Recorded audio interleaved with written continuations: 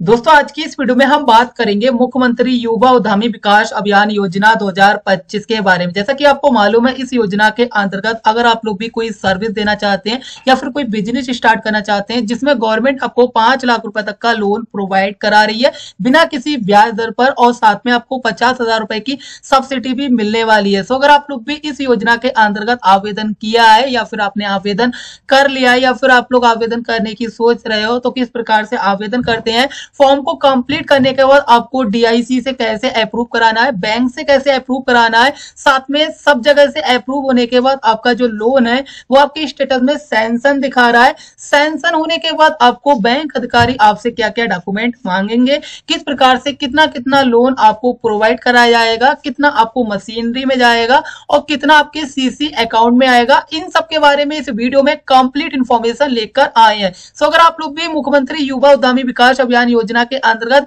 इन्हीं सारे डाउट को क्लियर करना चाहते हैं तो ये वीडियो आपके लिए काफी ज्यादा खास होने वाली है। तो चलिए शुरू करते हैं। मुख्यमंत्री युवा उद्यमी विकास अभियान योजना क्या है, कैसे आप लोग आवेदन करते हैं, क्या डॉक्यूमेंट की रिक्वायरमेंट होने वाली है। अगर आप लोग पहली बार वीडियो देख रहे हैं तो इसके बारे में आपको जानना काफी ज्यादा जरूरी है अगर आप इस योजना के अंतर्गत एक नया आवेदन करना चाहते हैं तो इस सारी डिटेल को हिंदी में मैंने अपनी वेबसाइट सक्सेना टेक्निकल पे फुल आर्टिकल लिख रखा है, जिसका लिंक आपको वीडियो के डिस्क्रिप्शन में प्रोवाइड करा दूंगा। आप लोग वहां पे क्लिक करके डायरेक्टली यहाँ पर विजिट हो सकते हैं, पूरी इन्फॉर्मेशन आप लोग चेक कर सकते हैं। अगर आप लोग इस योजना के अंतर्गत खुद से आवेदन करना चाहते हैं तो आपको सक्सेना टेक्निकल यूट्यूब चैनल पे पूरी वीडियो आपको देखने को मिल जाएंगी, जिसका लिंक आपको वीडियो के डिस्क्रिप्शन में प्रोवाइड करा दिया जाएगा या फिर आप अपने चैनल के माध्यम से आप लोग वॉच कर सकते हैं। तो फाइनली दोस्तों चलते हैं अपने टॉपिक पे। टॉपिक हमारा ये है कि अगर आपने इस योजना के अंतर्गत आवेदन कर लिया है और आप अपने फॉर्म का स्टेटस चेक करना चाहते हैं कि आपका फॉर्म इस समय कहां पर है, कि आपके पास डीआईसी के पास है या फिर आपका फॉर्म बैंक के पास है या फिर आपका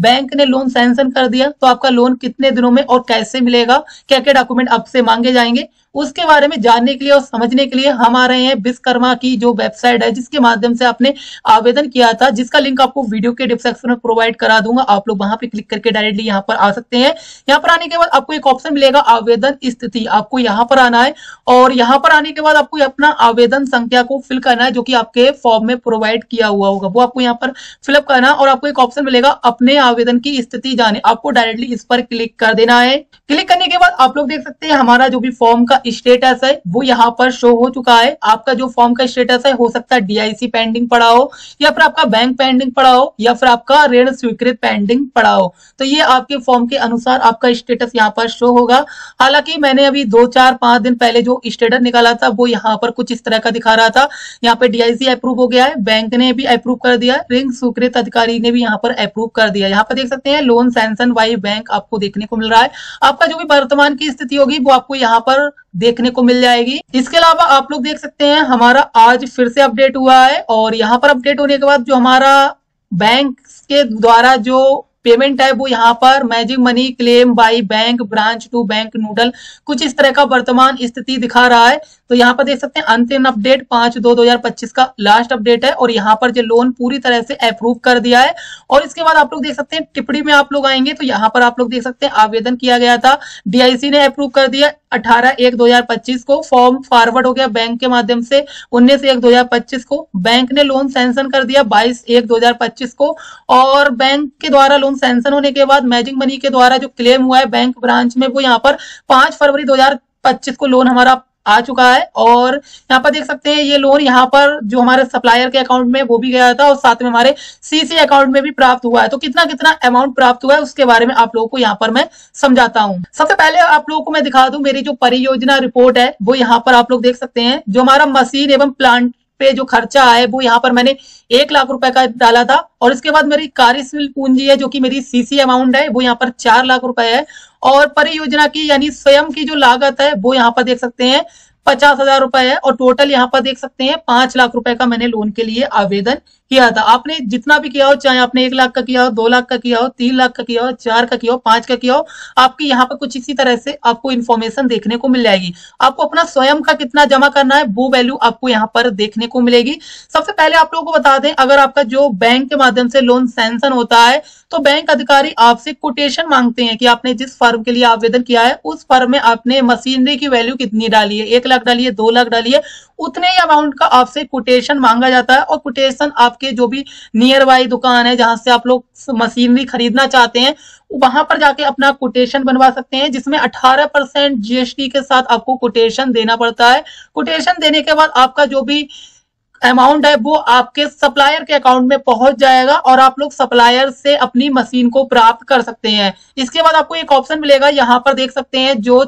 कार्यशील पूंजी है जो भी आपने डाली होगी, जैसा कि मैंने यहाँ पे 4 लाख डाली है, तो मेरा जो भी बची हुई अमाउंट है ये मेरे एक बैंक की तरफ से अकाउंट खुलेगा, सीसी अकाउंट करके जिसे बोलते हैं लोन का अकाउंट, उसमें ये वैल्यू डाली जाएगी और जो भी आप लोग इसका यूज करेंगे उसका बिल आपको बैंक में प्रोवाइड कराना पड़ेगा कि आपने कितना पैसा कहाँ यूज किया, उसका बिल आपको बैंक में देना पड़ेगा। तो ये चीज आपको यहाँ पर ध्यान रखना, आपको यहाँ पर आपके सेविंग अकाउंट में 1 भी रुपया नहीं मिलेगा, इसका आपको यहाँ पर ध्यान रखना है। दूसरे नंबर पे आप लोगों को बता दें, काफी लोग ये सोच रहे हैं कि हमने जो यहाँ पर प्लांट में 1 लाख डाला है और कार्यशील में 4 लाख डाला है और यहाँ पे टोटल वैल्यू हमारी 5 लाख हो रही है और जो 50,000 यहाँ पर क्या वैल्यू बनकर आ रही है, इसके बारे में आप लोग यहाँ पर समझिएगा। सबसे पहले आप लोगों को बता दें, जो भी आपकी स्वयं का अनुदान है ये आपका 10%, 12%, 15% हो सकता है, आपके फॉर्म में 18% शो हो रहा हो, और जो भी आपकी वैल्यू निकल के आ रही है 40,000, 50,000, 20,000, 1 लाख, ये अमाउंट आपके खाते में होना अनिवार्य है। ये अमाउंट आपको किस प्रकार से यूज किया जाएगा वो आप लोग यहाँ पे समझिएगा। जैसा कि मैंने जो लोन का वैल्यू करी है वो यहाँ पर 5 लाख रुपए की है, ठीक है।